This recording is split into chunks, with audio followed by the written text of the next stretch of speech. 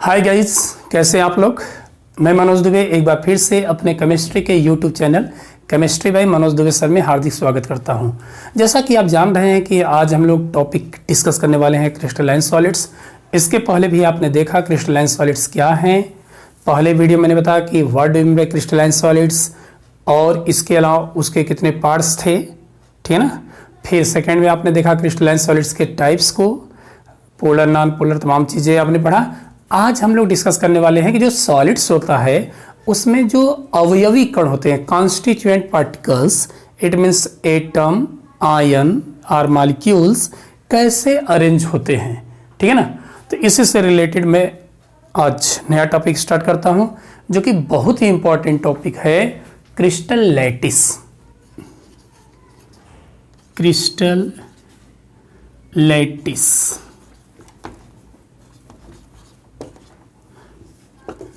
इसको डिफाइन कर सकते हैं, regular arrangement of constituent particles,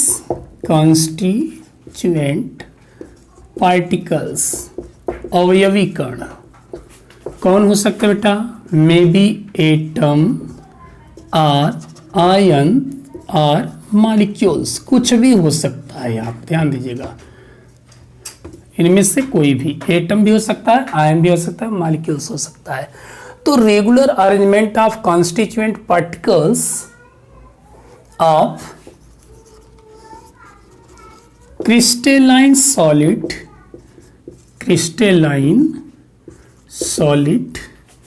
in 3-dimensional space, 3D space मतलब 3-dimensional space is called heading. Heading means जो आपने हेडिंग यहां पर लिखा है, क्रिस्टल लैटिस। सॉरी, बात समझ में आ रही है? हेडिंग कर दूंगा तो समझ लिया कीजिए जो मैं पॉइंट की बात कर रहा हूं। तो कुल मिलाकर के हो क्या गया बेटा, regular arrangement of constituent particles of crystalline solids in 3-dimensional space is called crystal lattice। तो क्रिस्टल लैटिस है क्या बेटा?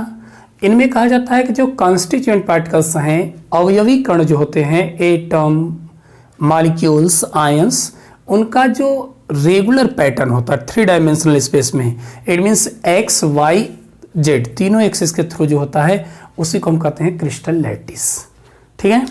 तो क्रिस्टल लैटिस मीन्स क्या हो गया? जैसे अगर मान लीजिए पूरी बिल्डिंग की बात की जाए तो अब उसमें जो रूम होगा वो तो यूनिट सेल हो गया, लेकिन जब कई यूनिट सेल यानी रूम को कंबाइन कर देते बेटा, तो कंबाइन करने के बाद क्या होता है? क्रिस्टल लैटिस का फॉर्मेशन होता है। अब क्रिस्टल लैटिस का जो फॉर्मेशन होता है उसको हम यूँ देख सकते हैं। तमाम लोगों को क्रिस्टल लैटिस के डायग्राम को लेकर के भी प्रॉब्लम बनी रहती है, तो ये प्रॉब्लम नहीं होनी चाहिए। यहाँ हो गया दूसरा कॉन्स्टिट्यूएंट पार्टिकल्स बेटा, ये यूं हमने यहाँ से यहाँ ले लिया, ठीक है।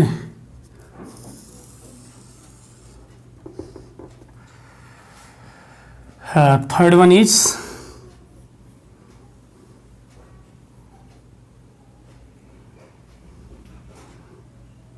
थोड़ा यहाँ से ले लें,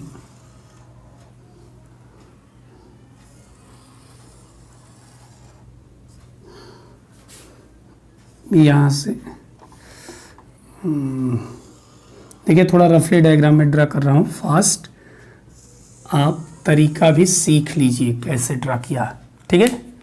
अब देखिए कॉन्स्टिट्यूएंट पार्टिकल्स अरेंज करना है। कॉन्स्टिट्यूएंट पार्टिकल्स कैसे अरेंज होंगे? रेड वाला मार्कर भी ले लो। अब यहाँ कॉन्स्टिट्यूएंट पार्टिकल्स हो गए। अब देखिए इनको अरेंज हमने कर दिया। यहाँ बेटा रेड और यहाँ पर हो जाएगा ब्लू।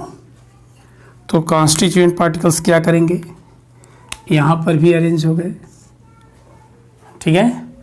इसी तरीके से यहाँ पर अगर देखा जाए तो कॉन्स्टिट्यूएंट पार्टिकल्स यहाँ पर भी देखिए अरेंज हो गए। ऐसे ही यहाँ, अब यहाँ कॉन्स्टिट्यूएंट पार्टिकल्स हैं एटम और मॉलिक्यूल्स, ठीक है। अब देखिए इसको कैसे ड्रा करेंगे, ए वाला जो पोर्शन है उधर है, तो एक हमने क्या किया, एक और इधर बना दिया, फिर ए वाला तो क्या है थोड़ा और किनारे आ गया, और बीच में क्या किया बेटा, बीच में ए ब्लू वाला कर दिया, ठीक है। अब इसको जब हम लेंगे तो सबसे ऊपर इसको रख देते हैं यहाँ, फिर किसको लेते हैं, ये जो ब्लू वाला है, ब्लू वाले को लाएंगे कहाँ पर रखेंगे, सेकेंड पर रख दिया, सेकेंड पर हमने क्या किया, ब्लू वाले को अटैच कर दिया, ध्यान दीजिएगा। देन रेड वाला कहाँ चला जाएगा, ये नीचे है तो सबसे नीचे इसको भी ले चलिए यहाँ पर, ठीक है। यहाँ अरेंज हो गया कंस्टिट्यूएंट पार्टिकल्स। अब इसी सीक्वेंस में यहाँ पर भी अगर देखें तो ये सबसे ऊपर है तो सबसे ऊपर रख दीजिए, फिर क्या करेंगे, ब्लू वाला है, देन फिर रेड है, तो इसको बेटा अरेंज कर दीजिए। अब ये सबसे लास्ट में है तो सबसे पहले इसको मिला दीजिए, फिर ये जो ब्लू वाला है ये बीच में चला जाएगा, कहाँ जाएगा, बीच में, मॉलिक्यूल्स। एंड थर्ड वाला जो होता है दैट इज सबसे लास्ट में, बेटा इनको मिला दो, आप मिला दो, एनी प्रॉब्लम। अब यहाँ पर भी देखा जाए तो ये रेड हो गया, ये वाला भी पोर्शन क्या हो जाएगा, रेडम, सॉरी यहाँ रेडम नहीं, रेड यहाँ पर आ जाएगा, और यहाँ कौन आ गया, ब्लू वाला आ गया। अब इनको भी अरेंज कर दीजिए, तो यही होता है क्रिस्टल लैटिस, क्रिस्टल लैटिस, ठीक है ना। तो यहाँ पर आप क्रिस्टल लैटिस में देखेंगे तो क्या होगा, इसमें अगर क्यूब देखेंगे तो कई क्यूब आपको अपीयर हो रहे होंगे, कई क्यूब आपको दिखाई देंगे।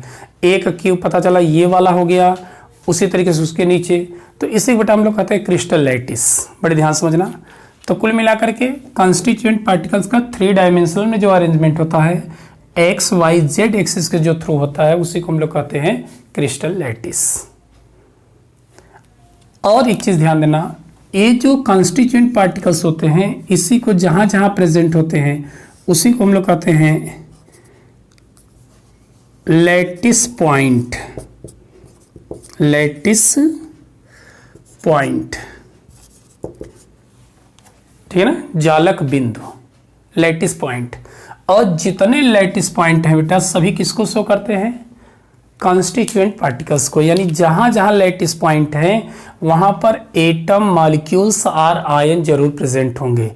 तो ये होता है क्रिस्टल लैटिस, ये होते हैं लैटिस पॉइंट जहां पर पाए जाते हैं। इनकी एजेस होती हैं, है ना, एजेस हो गया, इनमें बॉन्ड एंगल भी होते हैं, एंगल भी पाया जाता है। तो इन्हीं का जब एक पार्ट्स हम लेंगे तो वही एक पार्ट्स कहलाता है यूनिट सेल, ठीक है। तब फटाफट इसका स्क्रीनशॉट ले, फिर हम यूनिट सेल को देखते हैं, टेक स्क्रीनशॉट। अब हम लोग देखते हैं बेटा यूनिट सेल, जैसा कि मैंने बताया कि जो आपका क्रिस्टल लैटिस था, क्रिस्टल लैटिस में कई यूनिट सेल थे, अगर उनमें से एक पोर्शन निकाल दिया जाए, एक क्यूब को बाहर कर दिया जाए तो वही क्या कहलाता है, यूनिट सेल कहलाता है, ठीक है ना। जैसे एक पूरी बिल्डिंग की बात की जाए तो बिल्डिंग क्या हो जाएगा, क्रिस्टल लैटिस होगा, क्योंकि वहाँ पर कई कार्नर जुड़े होंगे, कई रूम अटैच होते हैं। बट किसी इंडिविजुअल रूम की अगर हम बात करेंगे तो क्या कहलाएगा, यूनिट सेल। अपने बॉडी की अगर हम बात करें, अपने बॉडी की अगर हम बात करें तो होता क्या है कि हमारी पूरी बॉडी एक तरीके से क्रिस्टल लैटिस है, और उसमें से जब एक सेल की हम बात करते हैं तो एक सेल क्या कहलाता है बेटा, वहाँ पर यूनिट सेल कहलाता है, क्योंकि हमारे बॉडी की यूनिट्स होती है, ओके, है ना, यूनिट सेल होती है बॉडी की सेल। तो वैसे ही यहां पर भी होता है। हमने क्या कहा, the smallest 3 dimensional repeating portion of a space lattice which when repeated over and again in different directions produces the complete crystal lattice is called unit cell।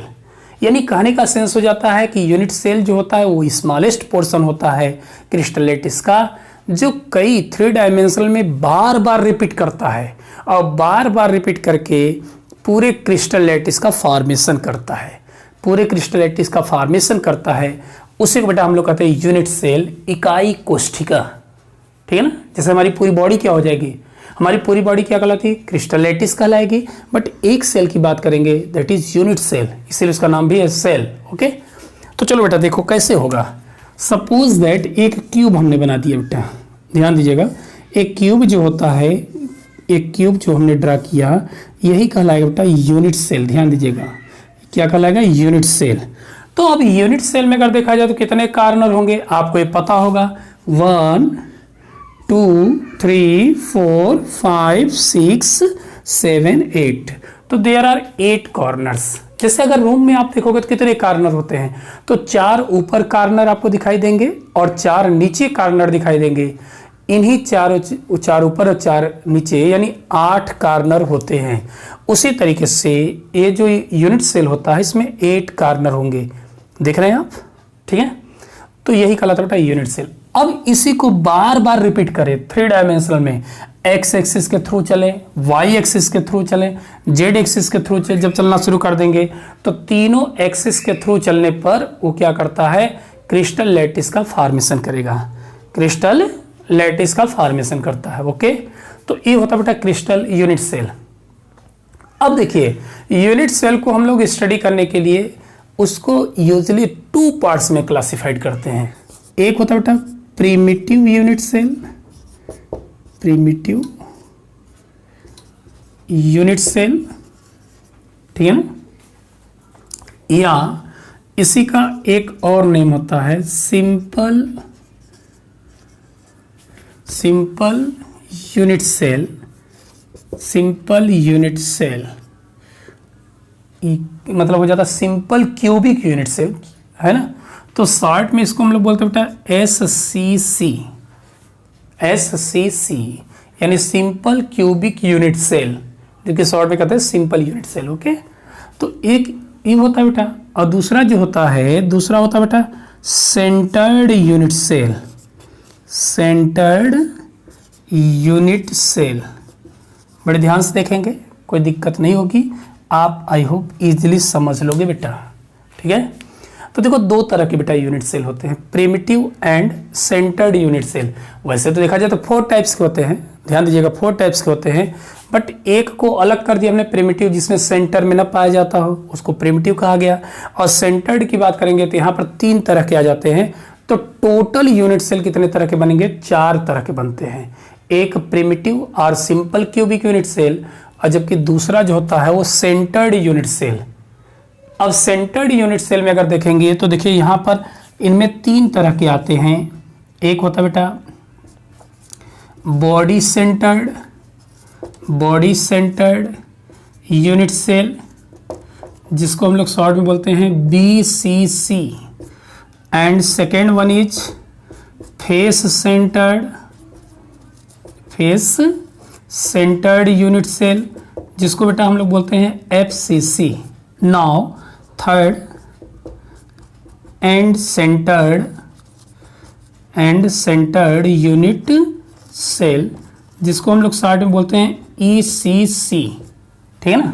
तो बताओ कितने तरह के हो गए बेटा, 1 2 3 इस पे आ गए, एक यहाँ पर हो गए, तो टोटल 4 तरह के होते हैं। हिंदी में इनके लिए वर्ड्स यूज करते हैं सरल या आद्य इकाई कोष्ठिका। ध्यान दीजिएगा, हिंदी भी लिख दे रहा हूं ताकि अगर हिंदी मीडियम वाले होंगे तो उनको प्रॉब्लम नहीं होनी चाहिए। आद्य इकाई कोष्ठिका, इसमें क्या होता है बेटा, इनमें जो कॉन्स्टिट्यूएंट पार्टिकल्स होते हैं वे केवल कार्नर पर पाए जाते हैं, है ना। तो यहां पर कह सकते हैं इन this type unit cell have constituent particles are present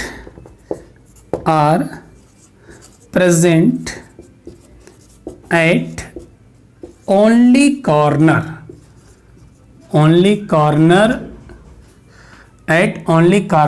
of the unit cell।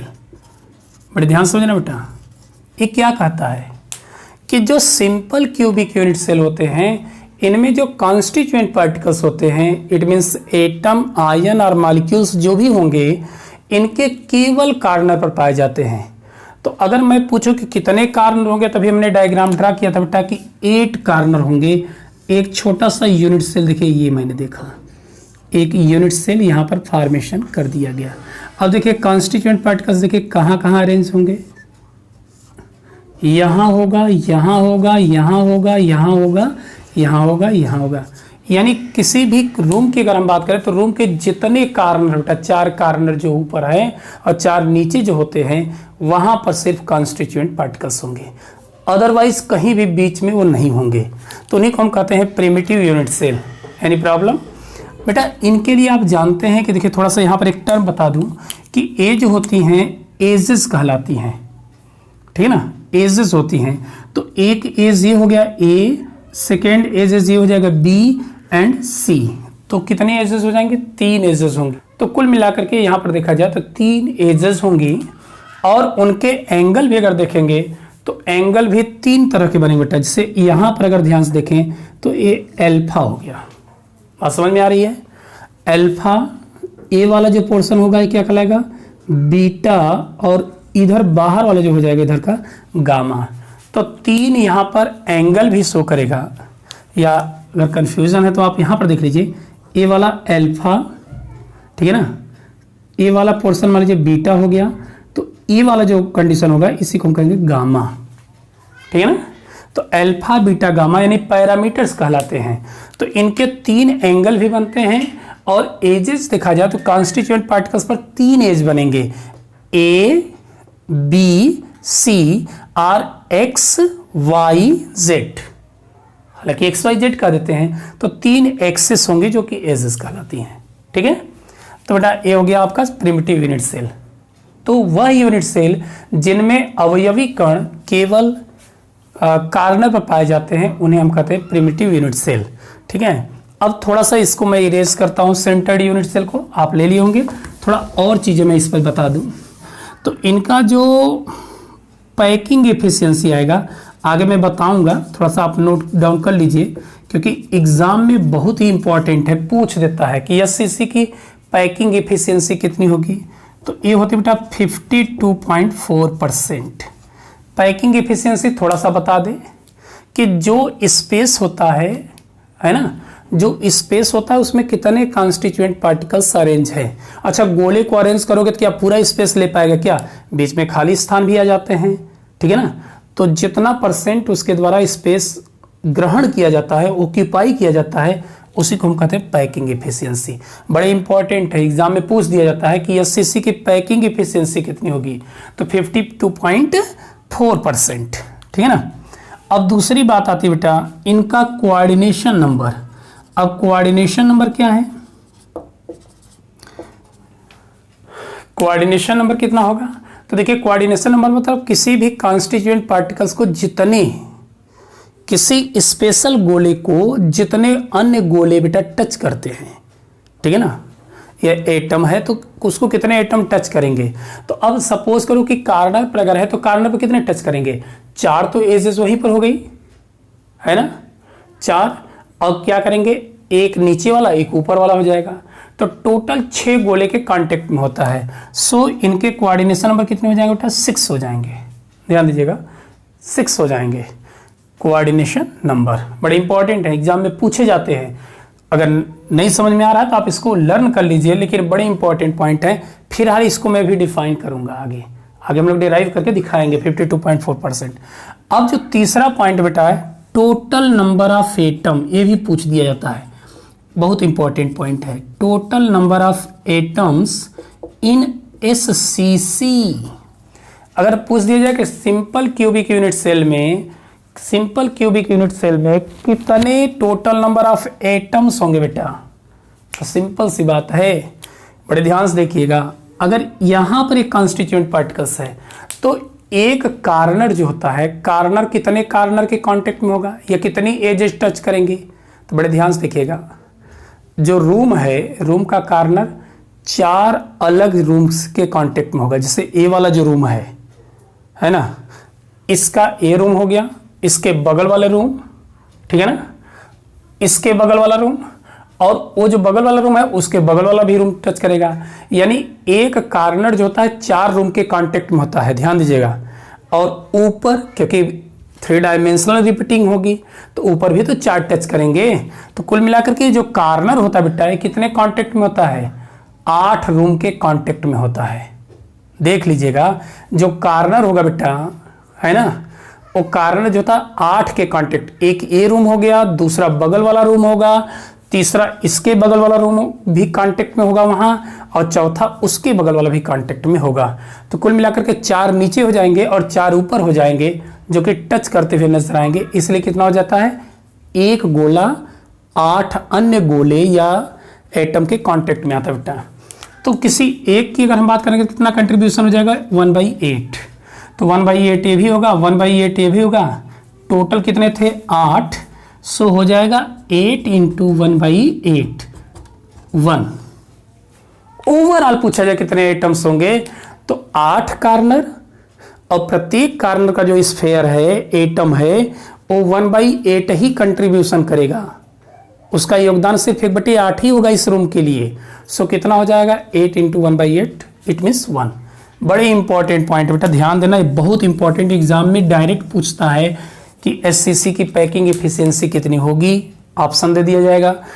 और कोऑर्डिनेशन नंबर, कोऑर्डिनेशन मतलब किसी स्पेशल स्फीयर को, एटम को कितने एटम अन्य टच करते हैं, तो 6 होता है। And total number of atoms in SCC 1 हो जाएगा।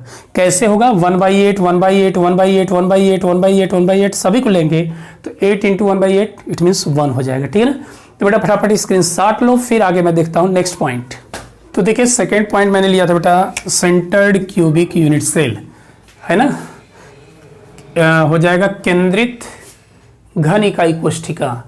केंद्रित इकाई घन कोष्ठिका में क्या होता है बेटा? इनमें अगर देखेंगे तो जो कॉन्स्टिट्यूएंट पार्टिकल्स होते हैं, कॉन्स्टिट्यूएंट पार्टिकल्स कार्नर के साथ ही साथ जो कार्नर है यहाँ पर तो रहेंगे ही, कार्नर पर तो रहेंगे ही, इसके साथ ही साथ आप देखेंगे तो अदर सेंटर पर भी पाए जाते हैं। ठीक है ना? तो इसके बेस पर 3 तरह के यूनिट सेल होते हैं, 3 तरह के यूनिट सेल होते हैं। इसमें हमने बताया था फर्स्ट बॉडी सेंटर्ड, अभी तुरंत बताया था, body centred unit cell, body centred unit cell, इसी को हम लोग बोलते हैं शॉर्ट में बीसीसी। यहां पर क्या होगा? कॉन्स्टिट्यूएंट पार्टिकल्स जो होते हैं, constituent particles are present at corner as well as their body centered also, यानी इनमें अगर आप देखेंगे तो जो constituent particles are present at corner as well as their body centred also, यानी उनके कार्नर के साथ ही साथ आप देखेंगे तो उनके जो बॉडी सेंटर्ड होते हैं उन पर भी पाए जाते हैं। आप कहेंगे बॉडी सेंटर्ड कहाँ होगा? तो रूम के पूरे कार्नर, 8 कार्नर हो गए बेटा, और एक ठीक बीचों बीच, जैसे यहीं पर अगर मैं रख दूं एक बाल को, ठीक है ना, तो यही उसका बॉडी सेंटर्ड होगा, यानी पूरे सभी कार्नर के ठीक बीच में बॉडी सेंटर्ड कहलाएगा। ठीक है ना? तो बड़े ध्यान से देखिएगा बेटा, अगर इसका हम डायग्राम ड्रा करें तो आपको कुछ इस तरीके से डायग्राम दिखाई देगा। एक यूनिट सेल हो गया, एक यूनिट सेल हो गया, यहाँ पर कॉन्स्टिट्यूएंट पार्टिकल्स हैं बेटा, बात समझ में आ रही है भैया? समझ में आ रहा है? देखो यहाँ पर हो गया कॉन्स्टिट्यूएंट पार्टिकल्स। अब बड़े ध्यान से देखिएगा, यहाँ तो पूरे कार्नर पर है ABCDEFGH, जितने कार्नर है सब पर हैं, लेकिन उसके साथ ही साथ कहा जाता है कि इसका जो बॉडी सेंटर्ड है यहाँ ठीक बीच में भी एक पाया जाएगा। GH मान लीजिए ये बॉडी सेंटर्ड हो गया, यहाँ बीच में, ठीक बीचों बीच। ठीक है ना? तो इसको हम कहेंगे BCC। क्या कहेंगे? BCC। अब एक बात आती है कि इसमें कितने टोटल नंबर ऑफ एटम्स होंगे? तो देखिए यहाँ पर क्या हो जाएगा? टोटल नंबर ऑफ कॉन्स्टिट्यूएंट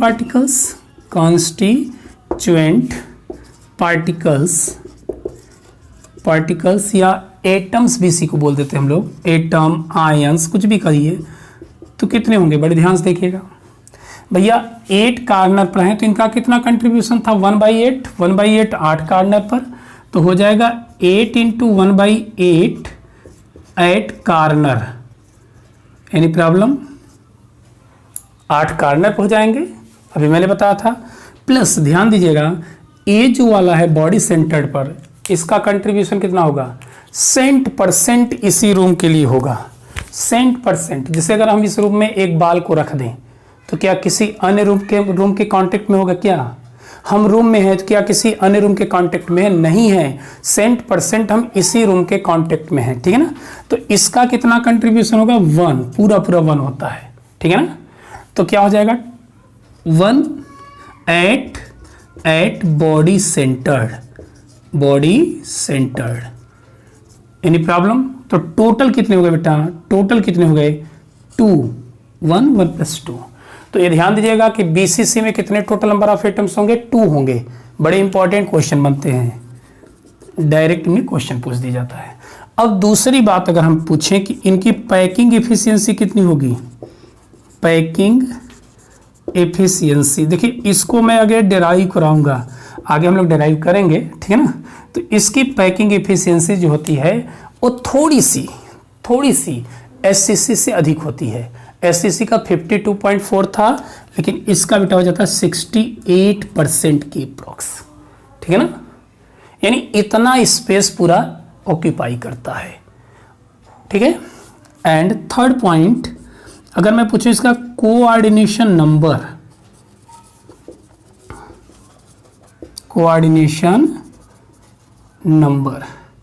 तो देखिए कोऑर्डिनेशन नंबर इसकी अगर हम बात करें तो कोऑर्डिनेशन नंबर इसके हो जाएगा बेटा 8 हो जाते हैं। जैसे देखो यहाँ पर एक बाल रख दिया हमने बीच में, कितने बाल के कांटेक्ट में होगा, 8 कार्नर के कांटेक्ट में होगा, वो 4 ऊपर वाले कार्नर हो जाएंगे, 4 नीचे वाले, तो वही उसका क्या हो जाता है, कोऑर्डिनेशन नंबर। तो लो स्क्रीनशॉट, फिर एफसीसी और ईसीसी को भी हम लोग देखते हैं। Second one is face centred unit cell, short में इसको बोलते होता है एफसीसी, यानी फलक केंद्रित इकाई कोष्ठिका, इसको हिंदी में आप कहेंगे, प्यारा सा नाम है, फलक केंद्रित इकाई कोष्ठिका, ठीक है। तो इनमें क्या होता है बेटा, तो देखिए in this type unit cell constituent particles are present at the corners,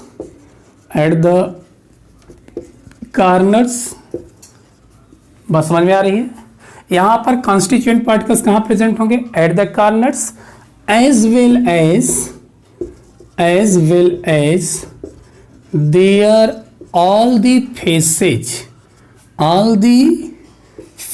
या 6 faces, क्योंकि कितनी फेस होगी, अच्छा दीवार में कितनी फेस होगी बेटा, हाँ सॉरी, एक रूम में कितनी फेसेस होती हैं, देयर आर 6 फेसेस। भैया 4 दीवार सामने दिखाई दे रहा है ना, पूरब पश्चिम उत्तर दक्षिण की दीवार हो गई, ठीक है। एक ऊपर छत हो गया और दूसरा क्या होता है, फर्श हो जाएगा। तो कुल मिलाकर के कितनी फेसेज होती है, 6 फेसेज होती हैं, ठीक है ना। यहाँ पर 6 फेसेज होंगी।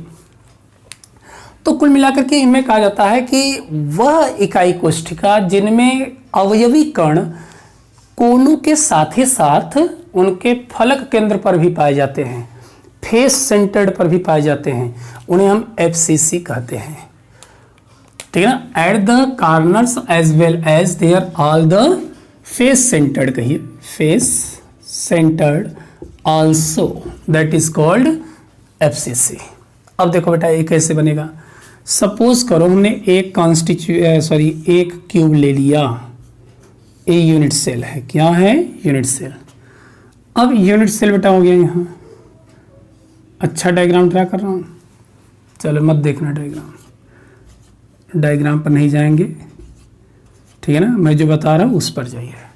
बेटा 8 हो गया कार्नर, तो ये तो कार्नर पर पाए ही जाएंगे, लेकिन कह क्या रहा है, इसके अलावा all the face centred also, जितने फेसेज बेटा यहाँ पर भी होगा, एक यहाँ पर भी होगा, यहाँ पर भी होगा, यहाँ 4 तो दीवारें हो गई।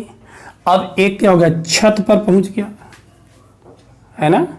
और दूसरा क्या करेगा, जो फ्लोर है उसका, उस पर भी पहुंच जाएगा। अब नीचे तो दिखाएंगे नहीं, 3 डायमेंशनल है, तो एक ऊपर और एक नीचे मान लीजिए। जैसे एक इधर हो गया इस दीवार पर, एक इस दीवार पर कॉर्नर पर, सॉरी फेस सेंटर पर, उसके फेस सेंटर पर ठीक बीचों बीच, और इसके फेस सेंटर पर मालिक्यूल सारे एटम्स हो जाएंगे। और एक क्या करेगा, एक नीचे हो जाएगा, एक ऊपर हो जाएगा। ठीक है, तो बड़ी ध्यान से देखना बेटा। अगर सपोज करो कि जो कॉर्नर पर है उनका कंट्रीब्यूशन कितना है, तो आप सीधे कहेंगे 1/8। ठीक है ना। तो यहाँ पर हम लोग कुछ पॉइंट देखते हैं इनके। अगर हम पूछें total number of atoms are constituent particles in FCC, तो कितने होंगे, तो सीधे कहेंगे 8 × 1/8 किसके लिए बेटा, एट कॉर्नर्स के लिए हो जाएगा, प्लस कितनी फेसेस पर हैं, 6 faces.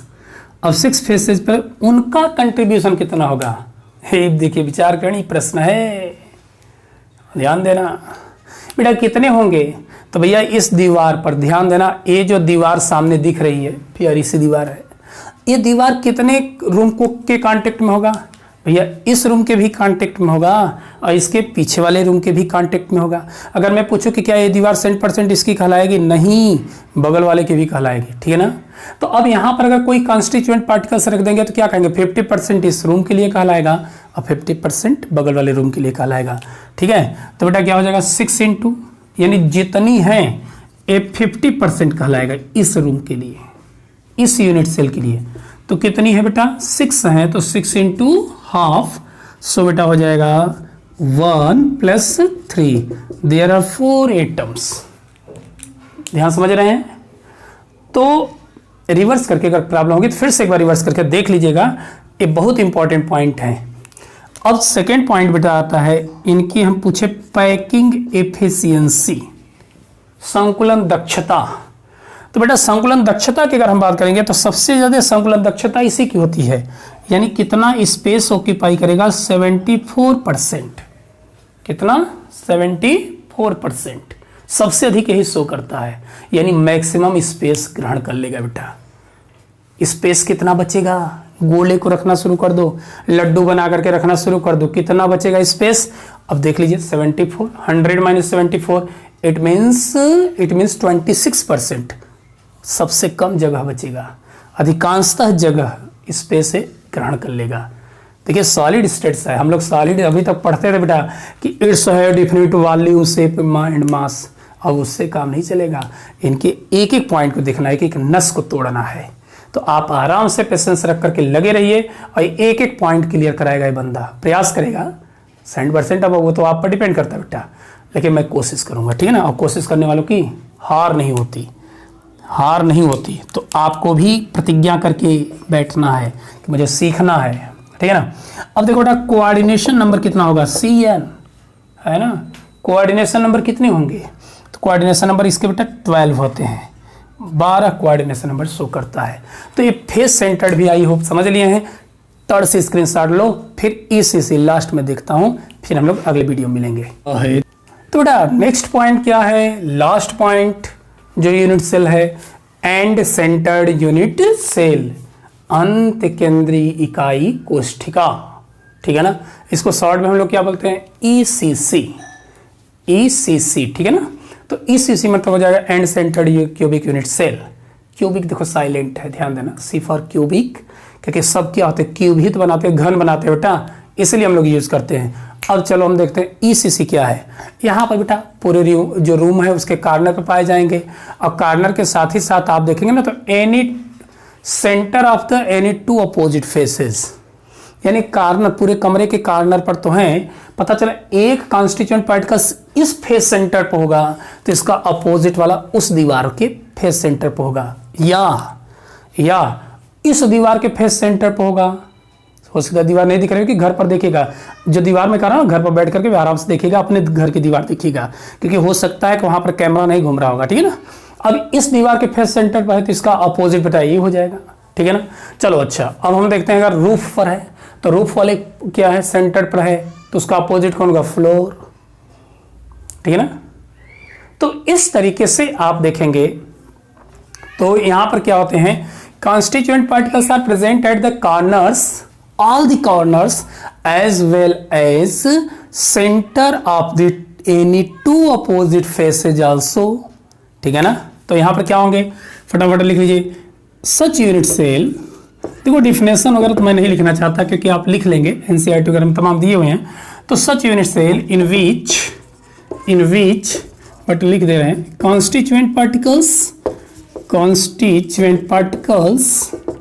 are present at all the corners, as well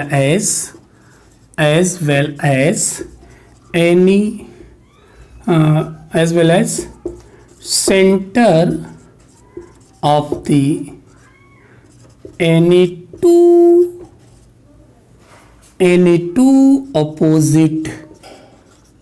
opposite faces also, ठीक है ना। कार्नर पर तो रहेगा बेटा और एनी टू अपोजिट फेस पर रहेगा। तो कहना क्या चाहता है, देखो ए क्यूबिक यूनिट सेल होगी बेटा, ध्यान दीजिएगा। ए आपका रूम है जिसमें आप बैठे हुए हो, बेटा, बैठे हो तो बैठे रहना, उठना मत कि नहीं गुरुजी देख रहे हैं, कोई बात नहीं, बैठ के पढ़ते रहो, आप अच्छे बच्चे हो, बशर्ते पढ़ो, फालतू मोबाइल मत चलाया करो। मोबाइल चलाओ तो मनोज दुबे का वीडियो देखो, इट मीन्स किसी का देखो, पढ़ो, मैं नहीं कहता, लेकिन पढ़ाई की बातें होनी चाहिए। अब चलो बेटा, यानी पबजी और फ्री फायर खेलते रहो, ऐसा मत करना। चलो देखो यहाँ पर कार्नर पर बेटा होंगे, सभी कार्नर पर होंगे, इनका कंट्रीब्यूशन 1/8। अब हुआ क्या, ऑल द फेसेज एफसीसी में पूरे फेस पर था, यहाँ पर एनी टू अपोजिट फेसेज, अब यहाँ पर एक हो गया, चलो बढ़िया कलरफुल कर दो, एक फेस सेंटर पर आ गया बेटा, दूसरा यहाँ पर हो गया, ठीक है ना। अगर यहाँ नहीं दिखाना चाहते हैं, आपके लिए लगता है कि यह अशुभ है, कोई दिक्कत नहीं, यहाँ दिखा दो, ईस्ट वेस्ट नॉर्थ साउथ कुछ भी दिखाओ आप, कोई दिक्कत नहीं। फिर भी नहीं मन कर रहा है तो छत और फर्श को ले लो आप, ठीक है ना। यहाँ पर नहीं होगा तो यहाँ पर दिखा दिए, एक ऊपर है तो एक नीचे है, कहीं भी दिखा दो बेटा। फिर आप बताओ, है तो बेटा फेस सेंटर पर ही, तो अब यहाँ पर अगर कोई बाल है तो उसका कंट्रीब्यूशन कितना होगा, 50% इस रूम के लिए होगा।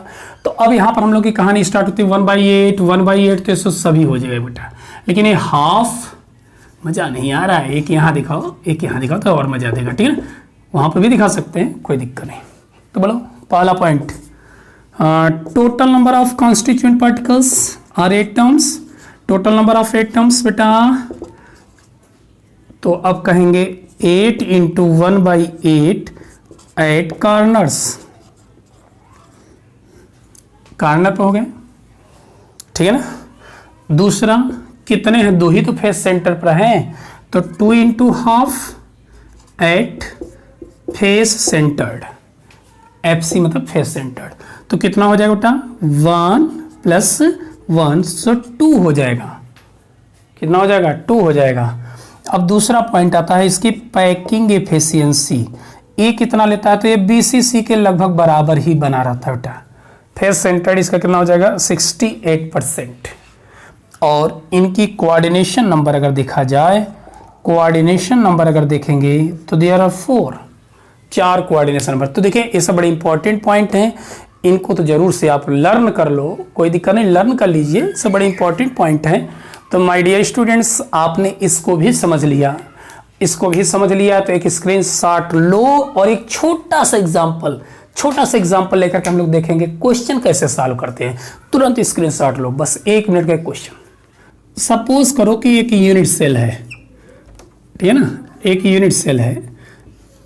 यहाँ पर यूनिट सेल में हमने कह दिया कि इस यूनिट सेल में कार्नर पर बेटा कंस्टिट्यूएंट पार्टिकल्स A है, कार्नर पर कौन है, A है, ठीक है ना। और साथ ही साथ उसके बॉडी सेंटर पर B है, बॉडी सेंटर पर B है, तो उसका फार्मूला क्या बनेगा, है ना। यानी in a unit cell constituent particles of A are present at the corners, all the corners, and B is present at the body centered, what is the formula of that compounds or molecules?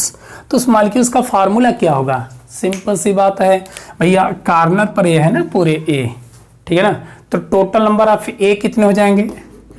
Total number of ए, तो ए हो जाएगा 8 into 1/8, क्यों? क्योंकि 8 corner के लिए यही तो formula बनता है। सो टोटल नंबर ऑफ ए 1 हो जाएगा, ठीक है ना। अब बी की बात करूं बेटा, total number of constituent particles B, तो बी कहाँ होगा? बॉडी सेंटर पर, और बॉडी सेंटर पर अगर है बेटा तो सेंट % इसी रूम का कहलाएगा, सेंट % इसी रूम का कहलाएगा, ठीक है ना। चलो तो 1 हो गया। अच्छा एक चीज और मैं बता देता हूँ, एक और पॉइंट इसमें जोड़ता हूं, और सी जो है वे सभी फेस सेंटर्ड जो है, फेस सेंटर पर प्रेजेंस है। सी कहाँ है? फेस सेंटर्ड पर। बात समझ में आ रही है? तो फेस सेंटर्ड पर अगर हैं, फेस सेंटर्ड पर, तो सी की कितनी होगी?